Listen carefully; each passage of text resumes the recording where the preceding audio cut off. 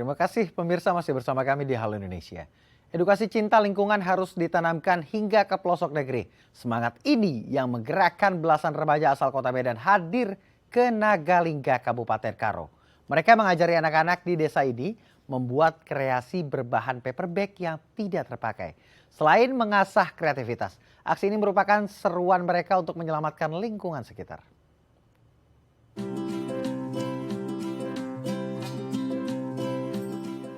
Sekelompok remaja asal Kota Medan, Sumatera Utara datang ke Desa Nanggalingga, Kabupaten Karo untuk mengedukasi masyarakat di sana. Mereka yang tergabung dalam perkampungan Lingga Guruceng ini mengajarkan anak-anak desa untuk berkreasi daur ulang. Mereka memanfaatkan limbah rumah tangga seperti tas berbahan kertas hingga karton penggulung tisu menjadi kerajinan yang unik dan menarik. Sekitar 20 anak usia 10 hingga 15 tahun di Desa Lingga mengikuti kegiatan ini. Mereka begitu terampil menggunting dan membentuk kertas menjadi benda yang unik. Mulai dari pembatas buku, bunga kertas hingga boneka harimau kertas berhasil dibuat. Kegiatan ini pun menjadi pengisi waktu luang yang bermanfaat bagi mereka. Selain untuk mengisi waktu luang, inovasi-inovasi yang dilakukan dalam mendaur ulang sampah juga dapat membantu menjaga kelestarian dan kebersihan lingkungan. Dengan mengajarkan karakter peduli lingkungan sejak dini, dapat menjadikan generasi muda menjadi generasi peduli lingkungan. Dan saat ini kita telah bersama dengan Stefri Zeng selaku guru penggiat daur ulang. Kita akan sapa langsung. Selamat siang, Pak Stefri. Apa kabar? Ya, selamat siang, Akbar. Kabar baik, terima kasih. Baik. Pak Stefri, ini unik sekali ya. Membuat suatu kreasi dari daur ulang, ini seperti ada mainan-mainan tadi ya, dari paper bag bekas begitu ya. Lalu mengapa ini menjadi penting diajarkan kepada anak-anak sejak dini? Bahkan banyak dari pesertanya itu terlihat masih anak di bawah umur. Jadi menurut saya itu dalam kehidupan kita di kota lah ya umumnya, yang seperti ini, contoh seperti paper bag itu kan eh, hanya jadi sampah kan. Eh, Sebenarnya banyak orang di rumah punya paper bag, tapi kan nggak tahu itu mau dijadikan apa. Sementara menurut saya itu sebenarnya masih bisa dipergunakan kalau kita paham gitu paper bag ini maunya digunakan untuk apa. Nah, jadi kebetulan anak-anak yang saya bimbing di Wisma Remaja itu kita sudah beberapa kali mendatangkan guru untuk mengajari anak-anak itu membuat kerajinan tangan dari kertas. Tapi kebetulan yang dibuat itu adalah dari kertas yang baru ya, bukan kertas bekas. Nah, akhirnya saya meminta ke anak-anak kertas yang baru. Kalau bisa kita pakai kertas yang sudah yang akan dibuang gitu ya, atau yang tidak dipakai lagi di rumah. Nah, yang paling banyak dijumpai di rumah saya rasa ya paper bag kan. Setiap rumah kalau menurut saya pasti ada paper bag. Tapi mungkin orang nggak tahu ini mau dijadiin apa gitu. Nah, jadi setelah ada sebuah ide dibuat jadi mainan atau dibuat jadi bunga, sebenarnya malah anak-anak tertarik untuk membuatnya gitu. Pak Stefri, ini komunitas ini tergabung, mungkin ada namanya, ada wadahnya, yang sehingga Kebetulan melakukan kegiatan kolektif bersama begitu? Ya, kebetulan saya membimbing anak-anak di sebuah yayasan namanya Yayasan Wisma Remaja Indonesia. Dan kita rutin ya membuat kegiatan di sebuah desa namanya Desa Nagalingga. Itu jaraknya sekitar 4 jam dari Kota Medan. Nah, kebetulan di situ ada seorang sahabat lah ya yang menyediakan tempat dan juga sangat welcome ke kita. Jadi ya menurut saya alangkah sangat baiknya ya kalau kita yang anak-anak remaja kita yang sudah kita bimbing yang punya ilmu seperti ini kan mereka bisa berbagi ke anak-anak di sana gitu. Mengapa Nagalingga? Mungkin ada faktor permasalahan sosial di sana atau ada tingkat minat berkreasi yang rendah kah sehingga anak-anak butuh didorong atau seperti apa? Secara spesifiknya di daerah itu adalah daerah pertanian, di mana mayoritas adalah petani ya. Kalau saya pribadi sih melihat di sana itu potensinya sangat besar karena kegiatan-kegiatan yang seperti ini kan masih jarang di sana.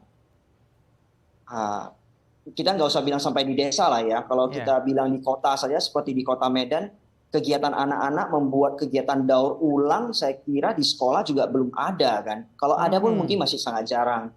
Dan biasanya kegiatan seperti ini kan orang lebih ke mandiri kan, maksudnya ya seperti kita yayasan mandiri melakukannya sendiri gitu. Belum ada dukungan dari pemerintah atau lainnya gitu kan. Lebih banyak ke kesadaran kita sendiri mengajak anak-anak untuk melakukannya. Nah, saya melihat kalau di daerah pedesaan malah kegiatan yang seperti ini malah nggak ada gitu. Nah, tapi karena ada seorang sahabat di sana yang juga sangat mendukung kegiatan ini, saya pikir alangkah baiknya kita bisa membawa ilmu yang baik ini kan kita bawa ke sana gitu. Nah, menurut saya hal daur ulang ini harusnya kita mulai dari generasi yang paling bawah gitu ya, maksudnya anak-anak.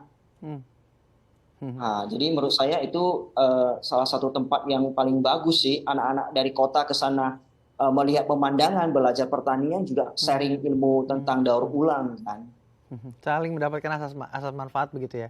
Dan Ya. kegiatan ini juga tentunya menimbulkan atau menumbuhkan semangat anak untuk mau memanfaatkan barang-barang yang tidak terpakai atau limbah-limbah yang tidak terpakai untuk menjadi suatu barang yang mungkin bisa dikreasikan menjadi barang yang bisa berguna begitu ya, Pak Stefri ya?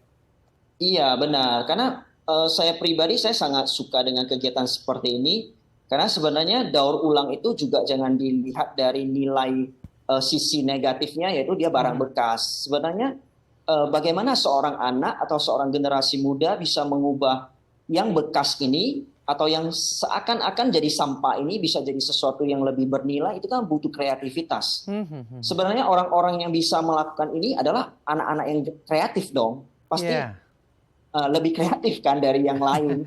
Karena dia sanggup bikin yang dari yang harusnya sudah dibuang, itu bisa jadi bermanfaat kembali kan. Tentu anak-anak kreatif ini, anak-anak cerdas ini untuk mau melakukannya butuh ada triggernya juga. Nah, pertama kali membuat program tersebut, bagaimana antusias teman-teman atau anak-anak di sana? Menurut saya anak-anak sebenarnya sangat tertarik ya dengan hal seperti ini. Tapi ada tapinya. Menurut saya kita yang sebagai orang yang ingin menggerakkan hal ini juga harus kreatif juga kan. Kita nggak harus mencari tahu anak-anak ini minatnya kemana gitu. Contoh seperti kegiatan yang kemarin itu atau yang ditayangkan tadi, kita memisahkan antara anak yang usia SD kelas 1 dan kelas 4, kemudian anak kelas 5, kelas 6 dan SMP itu kita pisahkan. Karena kan mungkin kemampuan mereka dalam membuat sesuatu itu kan masih terbatas. Jadi kalau kita gabungkan semuanya dan itu hanya membuat satu hal, mungkin menurut saya daur ulang ini bikin mereka nggak menarik gitu. Tapi karena kita pisahkan, disesuaikan dengan umur dan minat mereka, kemampuan mereka, akhirnya itu jadi menarik kan. Seperti itu. Ya, Dan ya. selain meningkatkan kreativitas, apakah ada penumbuhan karakter yang juga disisipkan kepada anak-anak sehingga anak-anak dapat bertumbuh berkembang begitu menjadi karakter yang baik? Saya pikir dalam setiap kegiatan daur ulang itu tentu kita selalu menyelipkan pesan-pesan moral lah ya. Salah satunya adalah tentang bagaimana mencintai bumi, mencintai alam sekitar dan sebagainya. Saya kira ini adalah bagian dari kita ya, orang-orang yang peduli dengan hal ini gitu ya. Karena daur ulang itu kan tidak melulu tentang sampah saja. Jadi banyak hal lagi yang sebenarnya bisa kita lakukan dari daur ulang Baik. itu. Jadi nilai-nilai edukasinya, moralnya juga sampai gitu. Edukasi cinta lingkungan, menumbuhkan moral, mendidik sebuah karakter bangsa yang nantinya akan jadi bangsa yang memiliki masa depan emas begitu Pak Stefri ya. Terima kasih Ya. Pak Stefri telah berbagi bersama kami di Halo Indonesia.